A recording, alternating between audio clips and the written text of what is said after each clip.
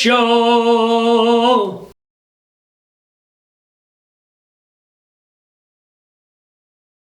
So Bob and I are back, and we move forward. Our time machine is moving forward, and it moves to the big band period. And you had mentioned Benny Goodman, and you had mentioned Duke Ellington. Right. But you didn't mention the main person who you're going to be talking about today. And why am I thinking about the Andrews Sisters at this time period? Because that was they were famous with the Bugle Boys song. But the main interest when I was coming up, I say in the 50s, I'm talking 10 years old. The big band, was phasing out, but my parents and my music teacher always told me about the main guy of big band, and that was Glenn Miller. And I'm going to do a couple of his songs, and I'm going to do his theme song. But he was the biggest big band during World War II and of all time. The big bands during World War II. Duke Ellington, Take the A Train. Tommy Dorsey, I'm Getting Sentimental Over You. Benny Goodman, Let's Dance and Sing, Sing, Sing. Count Basie, 1 O'Clock Jump, and his great recording of April in Paris. But the most popular big band was Glenn Miller, born 1904. Glenn Miller found out what the public wanted, and he created the most popular big band of all time, with an idea of adding clarinet to the reed section. That was what the kids wanted, the new sound of the big band. The Glen Island Casino, Rochester, New York, was a launching pad. This was a new sound that would draw the kids. It became a whole new world for Glenn Miller and his orchestra. Hit records follow hit records. The first gold record by Glenn Miller was Chattanooga Choo Choo, that sold over 1 million copies. Rosie the Riveter, the Andrews Sisters, famous song, Don't Sit Under the Apple Tree with No One Else But Me. A salute to Glenn Miller Big Band.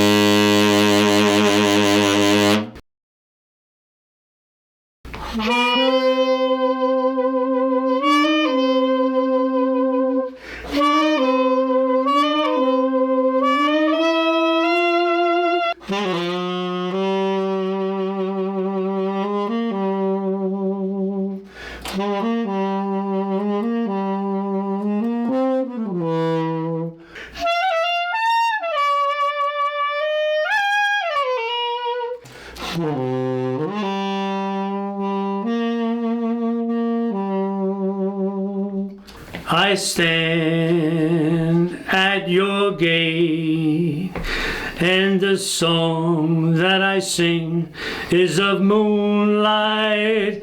I stand and I wait for the touch of your hand in the June night.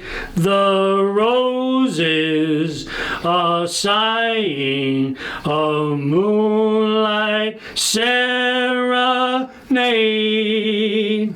Led astray till break of day in love's valley of dreams. Just you and I, a summer sky, a heavenly breeze, kissing the trees.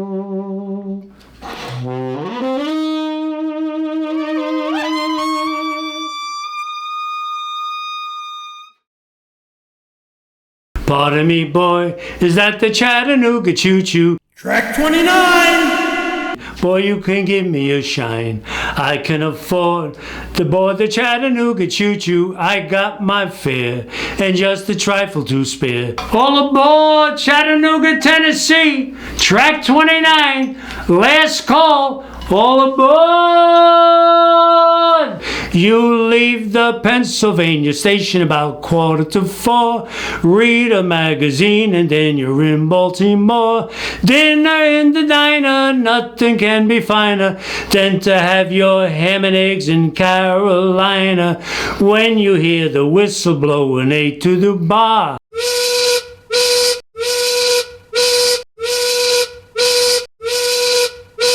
Then you know that Tennessee is not very far. Shovel all the coal in, gotta keep it rolling. Woo woo Chattanooga, there you are.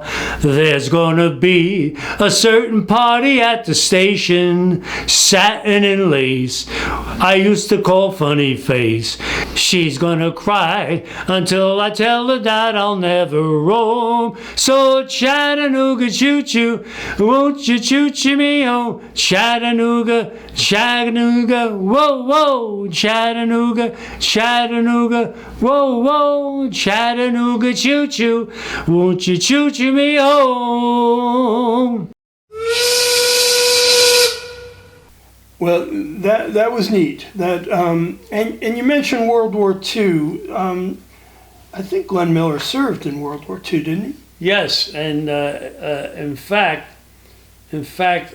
my grandfather's brother's son played the saxophone, the first saxophone for Glenn Miller, and then when Glenn Miller got lost in that plane, Tex Beneke took over, and my parents and my grandfather told me about his brother's son, and that gave me the incentive to take up the saxophone, which Vincent Carbone played the tenor saxophone, and that's why when people ask me why did you take that, and I give them a little history. But Glenn Miller, I was playing all his songs when I was like 15 years old. So important, not just for the music and the time period, but also a real important musician in your development. Yeah, in a relation of mine, so I can see how it worked out the way he did. He played in the orchestra, you know. up until this episode, it's always been you talking about one musician, but we're going to do something a little, no, I should say, you're going to do something a little different in this next episode where you're going to deal with more than one artist. Right. I call it Lady Legends. Luck be a lady tonight. I give them that little introduction, and there's several female artists that I really went crazy about. For example, there was an artist that recorded this song in 1941. That was the year I was born. I fell in love with that song, and I sing it. I sing it today, and I play it. And this lady, I have a picture. I have a picture that I found in an antique shop of her next to Louis Armstrong. It was a classic, and she was absolutely wonderful. The only thing is she left us too early in life, and you'll see who I'm talking about. And that's just one of multiple artists, lady legends, that Bob will be talking about on our next show. You don't want to miss it.